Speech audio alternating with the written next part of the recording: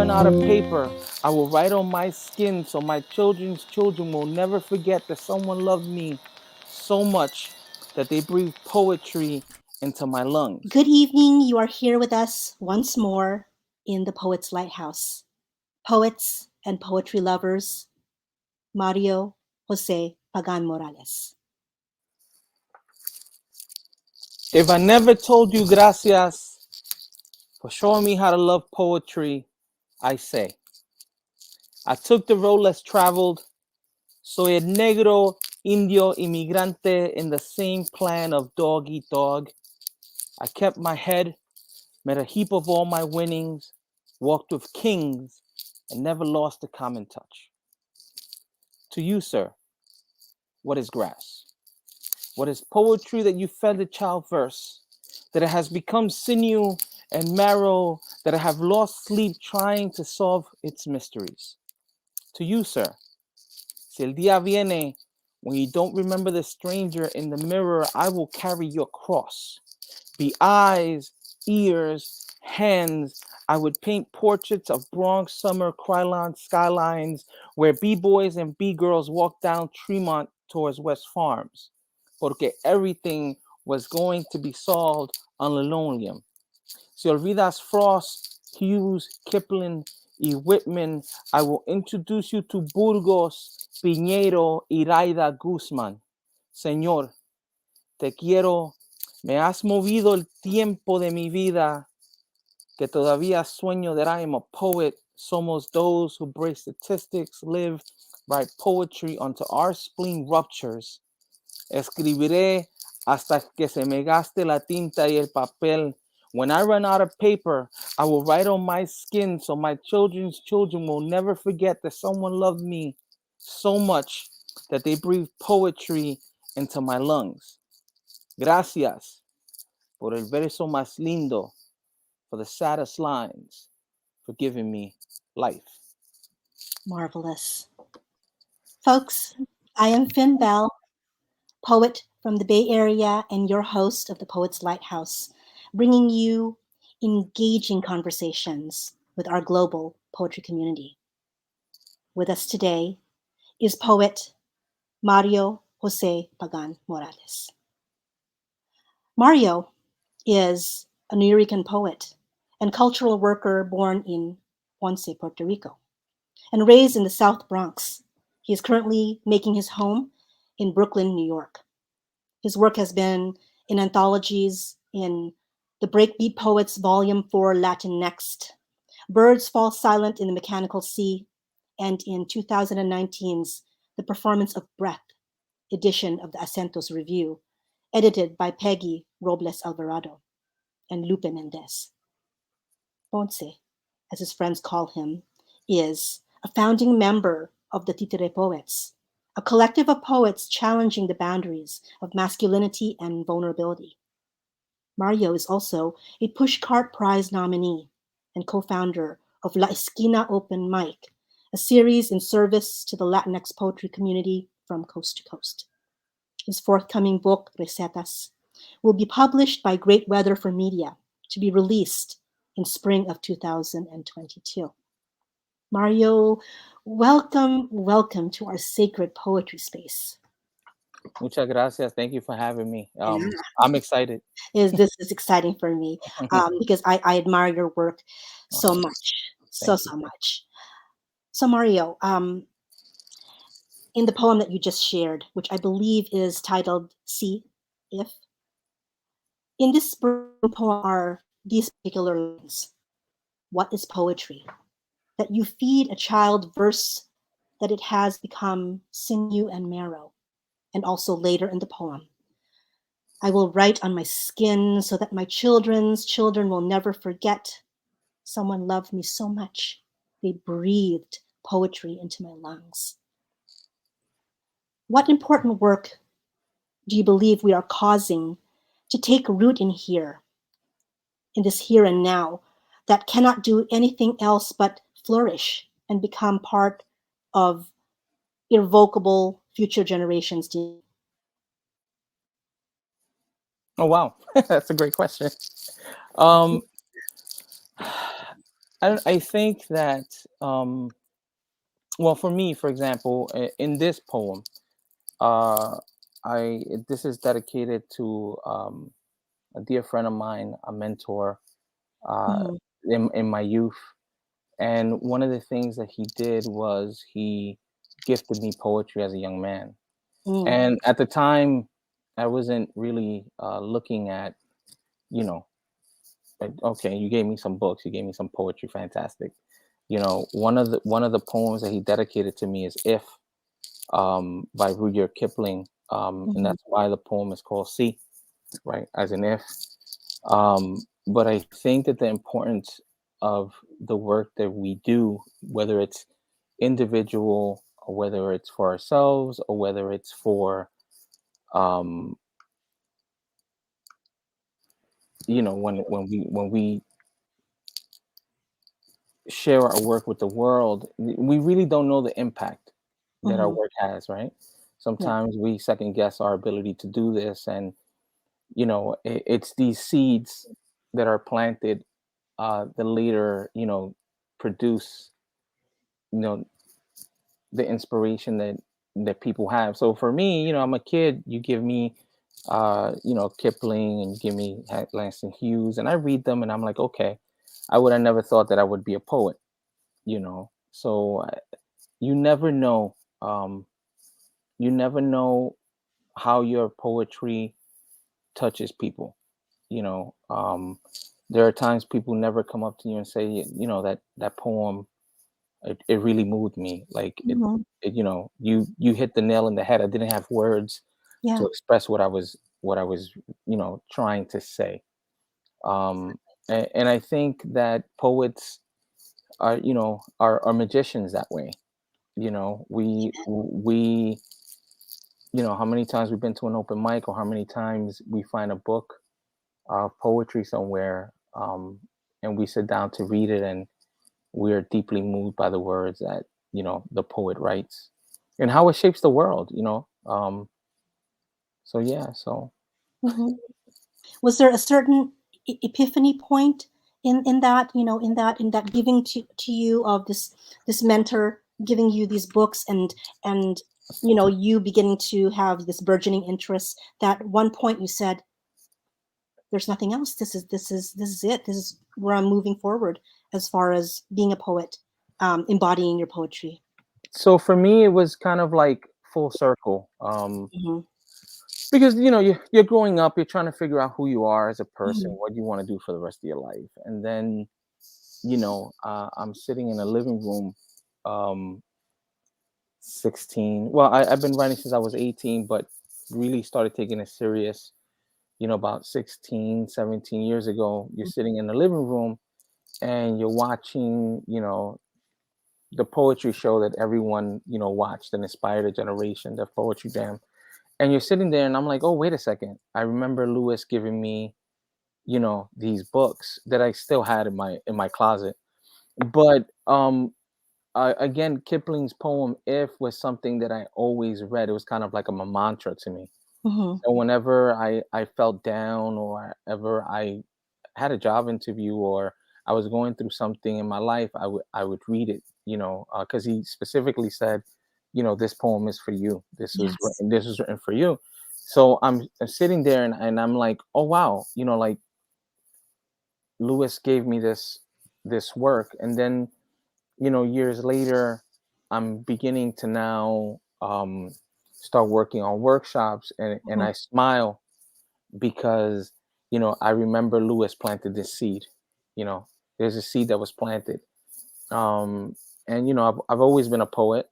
I It took Yes. me a while to understand that I was born a poet. It's just that I needed time to grow into becoming a poet.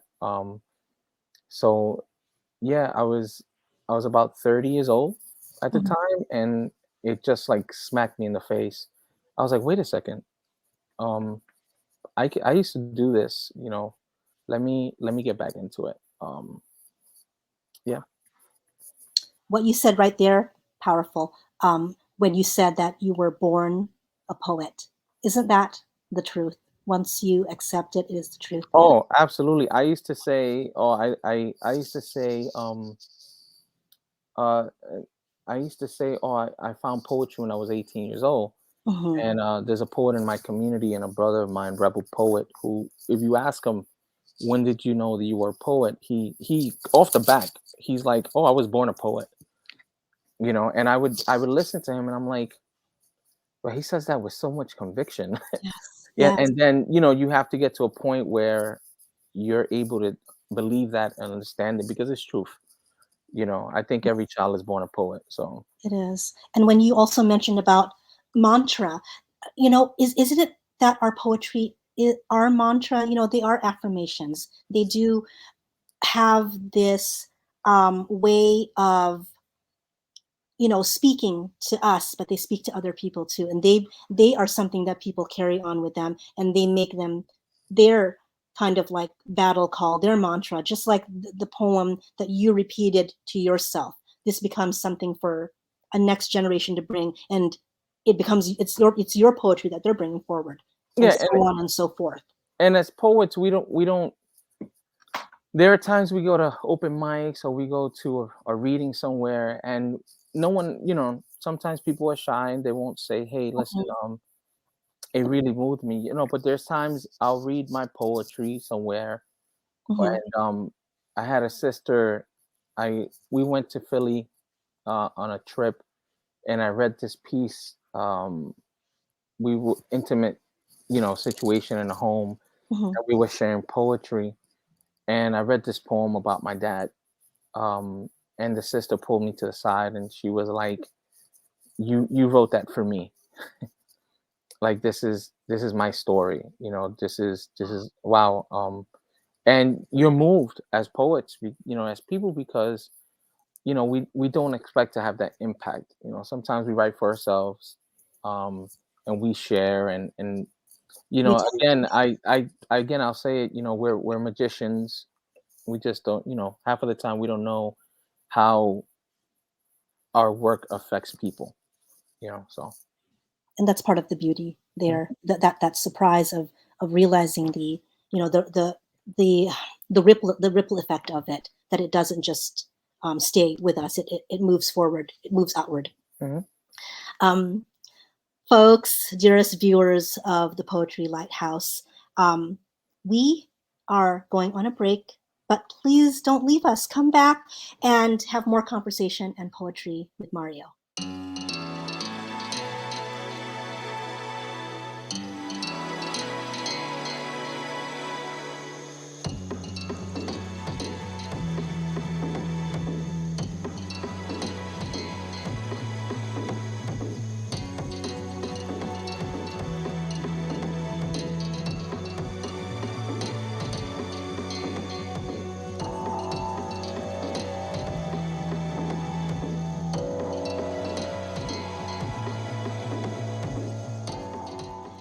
We welcome you back from the break, Lighthouse viewers. It is my pleasure once again to bring you the poetry of Mario José Pagan Moralés. In a supernova guayabera, pearly gate white pants, rectangle de medio lao, midnight shoes, shooting stars in every direction. He knows this is not Borinquen, pero la marqueta on Saturday nights con una mami chula comes fucking close. Como un trompo, he spins glorious. Bobby Sanabria is retelling a West Side arroz con pollo love affair between un tal Tony who fell in love. Bobby hits hi-hats in honor of Eguns, praise to Yemaya, Chango, Yoshun in a cha-cha-cha ritmo. Y Jaime, embrujado, takes it all in. Because nothing else matters, brother, in this crazy existencia que una salsa violenta aquí en el barrio. Y Jaime gets why Tony is after this flamboyant goddess from Borinquen named Maria. But what Tony doesn't know is that at this dance, she already has a maestro teaching her that love is the answer. Yes. And West Side Story references. I'm there for it. I am there for it. Yes. Okay, so title is I Saw El Maestro Dancing. So, Mario, I feel that poets are few and far between, where they possess this rare gift that understands and infuses either sound or movement or utter silence in their poetry with such profound effect. You have done the former. You have introduced this idea of sound and movement into this particular poem. So I would like you to do something for me, Mario. You could close your eyes. So closing your eyes, Mario, what scene takes place outside the periphery of this poem, unseen and unheard by your audience? Jaime El Maestro Emmerich was an amazing mentor. And this poem is an honor to him. He's no longer with us. May he rest in peace. What the audience doesn't see in this poem is that Bobby Sanabria is actually at Lincoln Center presenting a West Side Story in Latin jazz. And behind him, there is this huge screen. And we're there because Rich Villal is performing at Lincoln Center. And while Bobby Sanabria is going through the West Side Story, we're sitting there and we're enjoying the older pictures of it, La Marqueta, and it's going through the 50s, 60s, 70s, 80s, 90s, and 2000s. And out of nowhere, Jaime shows up on the screen. And I gasp. And I start crying because he is our friend. He's our mentor. He passed away maybe a year and a half before that. Yeah. And this poem is born right there in Lincoln Center. And I start writing. And that's what, it's outside the peripheral vision, and then everything comes in. Bobby is calling the ancestors as he's playing, and he's speaking in, certain languages. And it was a beautiful, beautiful surprise to see our friend, on stage dancing because he loved to dance. He had his Kango, he always had this Kango. And an honor to him, that's where this poem came from. It was nice. It was nice seeing him up there. I was completely motivated. Like I literally started, I gasped. Like I was like, oh my God, it's Jaime, and then you see him and it's like someone took panoramic pictures and it's just him like physically, you actually saw him move. Yeah. He's dancing with somebody and you see the pictures just, it was amazing. That is a powerful image to commit to memory. And it's just like proves how much goes on in the periphery of things. That's what always fascinated me with artwork. I would always wonder, okay, so here is what's being presented.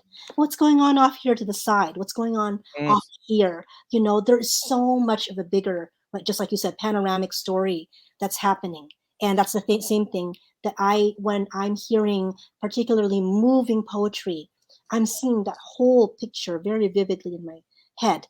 But I'm also imagining already what's going on, what's the backstory, what's going on to this side, what smells and what's cooking on this side. It's just, and you brought all of that sound and movement that's just so energizing, so thrilling. I felt the masters at work. I felt the masters at work doing their thing, doing music, and music was not just this mere art form. It was transcendental. It transcended, even understanding, normal understanding. Beautiful. I love that. So, what I believe has been a very distinct recollection, a turning point of your crusade of challenging concepts of masculinity and vulnerability through poetry. Let me rephrase that. I'm sorry. What has been a very distinct recollection for you, a turning point in your crusade of challenging concepts of masculinity and vulnerability through your poetry?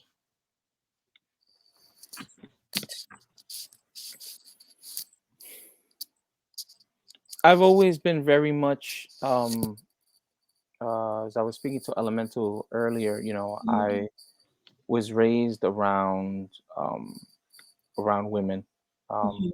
I did have, I had my uncles, I had my father, Yes. but I've always been very much in touch with, a tender side that, you which is frowned upon in our culture, because men are supposed to be strong, men don't cry, men, you know, uh, is this hard shell, this hard exterior that we're supposed to present.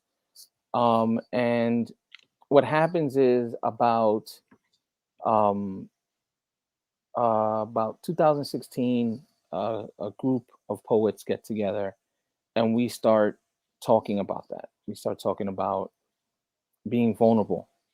Rich Rial, again, who's a mentor and an amazing friend, uh, was part of a writing workshop called La Sopa, which is the School of Poetic Arts. And he wanted to get the guys together, specifically the men, and talk about that, like, what it is to be a man, Mhm. what it means to be vulnerable. And we started chipping at that and talking about and providing a safe space for men to be able to express themselves without feeling like they were being criticized. So what happens is, organically, it starts spilling onto the page, not just for me, but for the whole collective of the Titere poets. Mhm. And it starts spilling into the page, and we're talking about issues that sometimes men don't speak about. We Yeah. start talking about the issues we have with our fathers, and the poetry we write about our mothers, and the short stories we write about, trauma. And it becomes this beautiful mosaic of being able to express yourself without Mhm. feeling like you're not man enough, or you feeling like, I got to put up this wall because Yeah.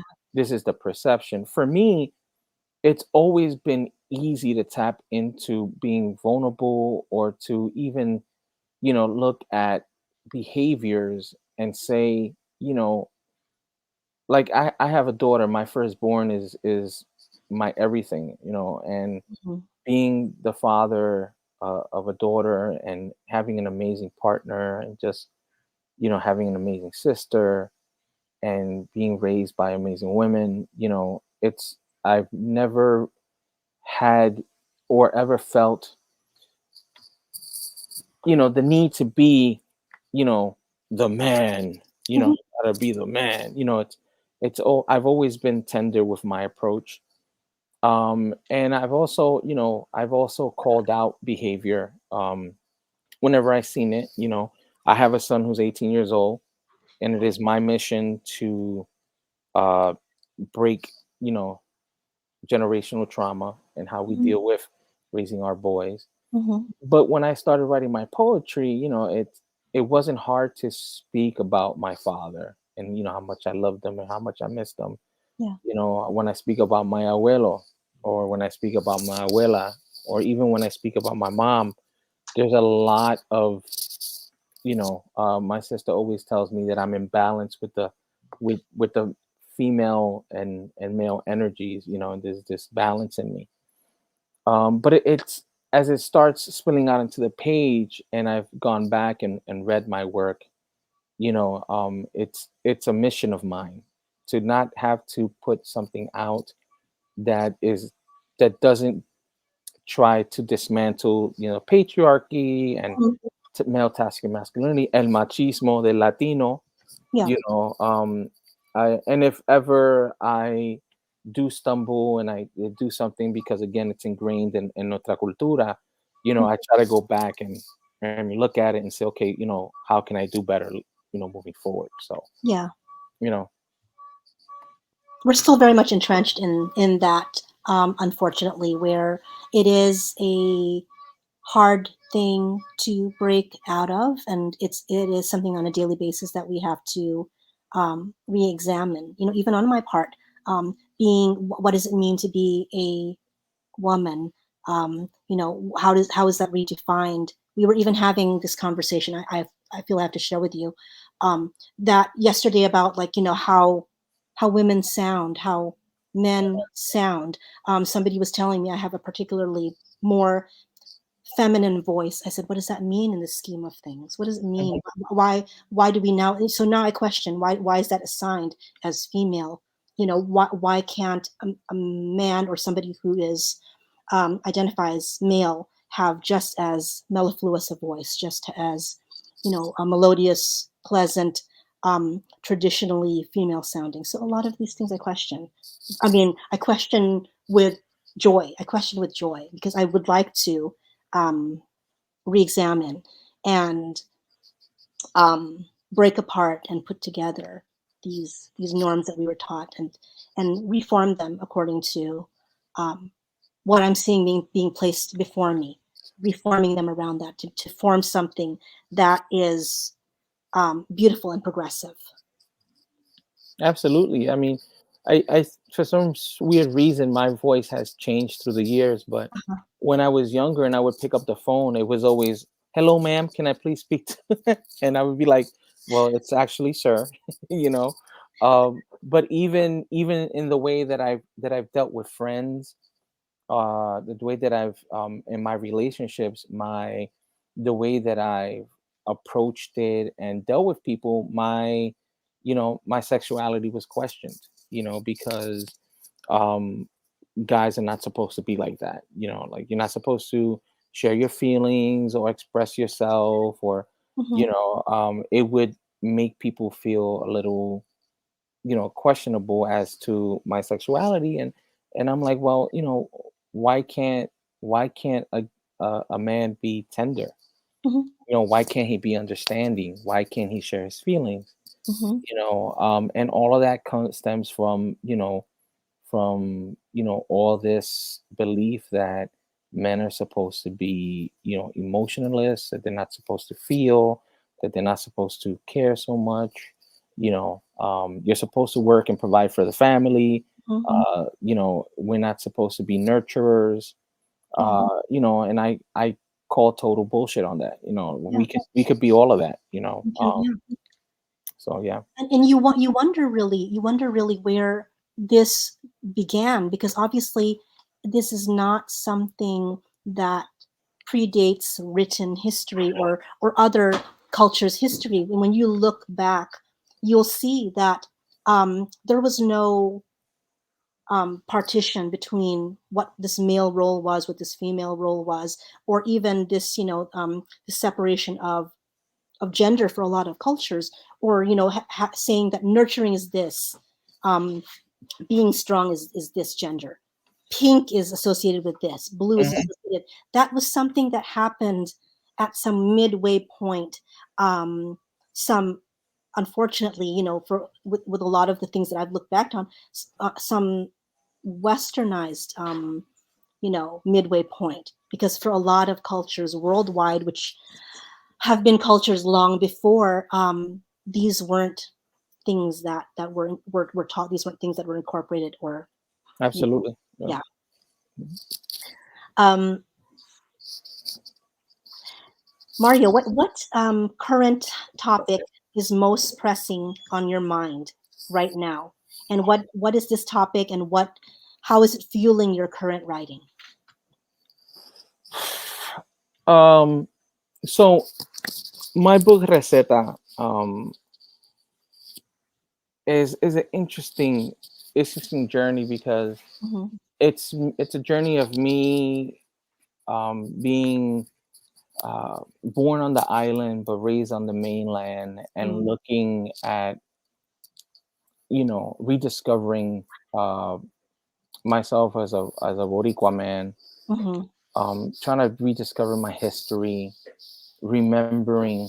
It's a funny thing, as you get older you remember more for some reason about your youth and your past. And so my book is it's very much about the mainland as much as it is about Puerto Rico. Hmm. And Puerto Rico always engulfs everything in my life.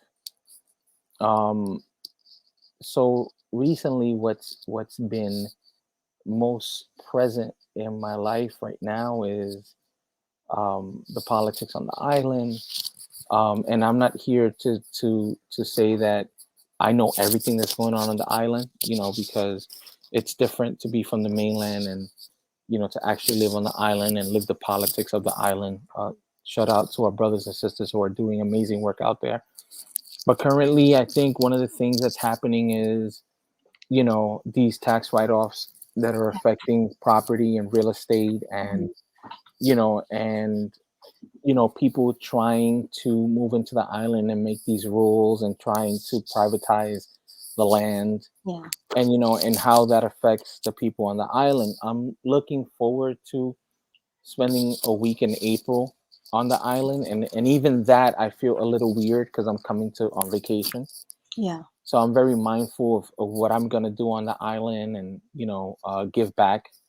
One of the things I would like to do is to volunteer for a day or two and get back to to the motherland. Yeah. But that's the one thing that's been most present, and for some reason Puerto Rico, in everything I do, it just comes back. I got frustrated for a while because that's all I was writing about. But Mhm. if it wasn't everything I was writing about, Receta would have never came about. Yeah. Because it's very much connected between here and there, and it's interwoven into Yeah. who I am. Yeah. And you can't disregard that, otherwise you're cutting out quite a hefty piece of what that makeup of, what makes you up as a poet and as a person. Hmm. Yeah. So that's been on the forefront for a lot of us, actually. Yeah. But we're watching from afar, and it's really frustrating, and Mm. anger sets in, and Yeah. I can just imagine what the brothers and sisters over there are going through. We're still trying to recover from Maria Yeah. years after the fact, so that doesn't help. Trying to somehow, some way, try to get back on our feet, as a people. Yeah. So yeah. Yeah. Well, much luck on that upcoming trip. Thank Hopefully it, you. it is super fulfilling for you and everybody involved. Um, Mario, I'm gonna close us with one last question before we say our goodbyes. Um, so say that a veil opened up briefly between this realm of the living and the dead, and you are able to commune freely with your poetry forebearers. What would you want to say to them, and what words would they leave with you? Oh wow. um Thank you for the foundation. Thank you for seeing the need um to break the barriers. For me, my forebearers spoke in two languages, Mhm. actually spoke in several languages, and they used it to write their poetry. Mm. Thank you for inspiring and leaving a legacy.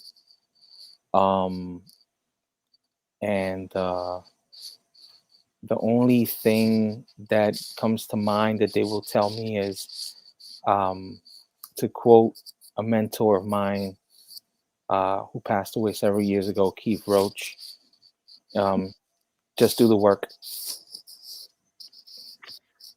I love that. Thank you for closing with that.